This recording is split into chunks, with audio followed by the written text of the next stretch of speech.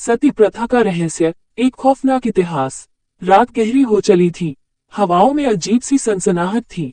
गांव के सबसे बुजुर्ग व्यक्ति बाबा लक्ष्मी नारायण चौपाल में बैठे कुछ हिस्सा सुना रहे थे, जो सुनते ही पूरे गांव वालों की रूह कांप गई। उन्होंने एक गहरी सांस ली और फिर कहना शुरू किया, तुम लोगों ने शायद सुना होगा, आज से कई सदियां पहले यहाँ एक ऐसी घटना घटी थी जिसका रहस्य आज तक न खुल पाया। ये कहानी है रानी पद्मावती की, जिन्होंने अपनी आत्मा को जलाकर इतिहास में एक ऐसा निशान छोड़ा जिसे समय भी मिटा न सका। रानी पद्मावती का सौंदर्य किसी अप्सरा से कम न था।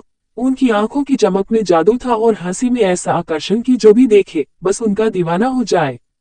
कहते हैं कि रानी पद्मावती का विवाह महाराज चंद्रसेन से हुआ था, जो वीर और निडर राजा थे, लेकिन रानी के लिए तो महाराज का प्रेम उनकी जान से भी बढ़कर था। मगर किस्मत को शायद कुछ और ही मंजूर था। एक दिन अचानक राज्य पर दुश्मनों का हमला हुआ और महाराज युद्ध के मैदान में वीरगति को प्राप्त हो गए।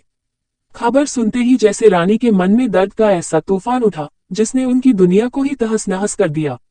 समाज ने रानी को सती बनने का निर्णय सुना दिया।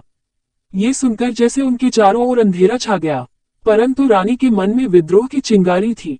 उन्होंने सोचा, मेरे प्राण क्यों दिए जाएं? ये नियम तो मैंने कभी नहीं बनाया। उन्होंने अपने मन में एक योजना बनाई। अगली सुबह रानी ने घोषणा की, अगर मुझे सती बनना ही है तो ठीक है, लेकिन एक शर्त है, पूरे राज्य के सामने मैं अपने पति से आखिरी बार मिलना चाहती हूँ। ये सुनते ही सब चौंक गए, मगर रानी की जिद के आगे किसी की कुछ नहीं चली। अगले दिन रानी को महाराज चंद्रसेन के समाधि स्थल पर ले जाया गया। वहां पहुंचकर उन्होंने आंखें बंद की और धीरे धीरे मंत्र बुदबुदाने लगी। अचानक वहां ऐसा आंधी तूफान उठा कि सभी लोग डर के मारे भागने लगे। रानी ने एक गहरी सांस ली और चुपचाप समाधि की ओर देखा। तभी एक चमत्कार हुआ। महाराज चंद्रसेन की छवि उनके सामने प्रकट हुई।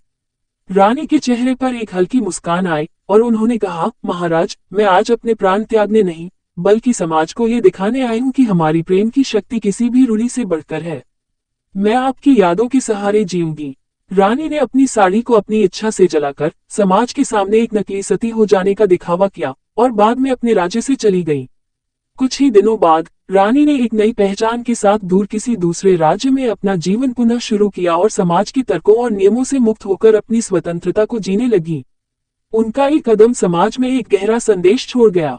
बाबा लक्ष्मी नारायण ने कहानी खत्म की और बोले, रानी ने सिखाया कि सच्चा प्रेम आत्मा में बसता है, शरीर में नहीं। उन्होंने हमें ये भी समझाया कि समाज के नियम भी कभी कभी हमारे सुख का रास्ता बंद कर सकते हैं। ये सुनते ही चौपाल में बैठे सभी के चेहरे पर एक हल्की मुस्कान और आंखों में गर्व का भाव था।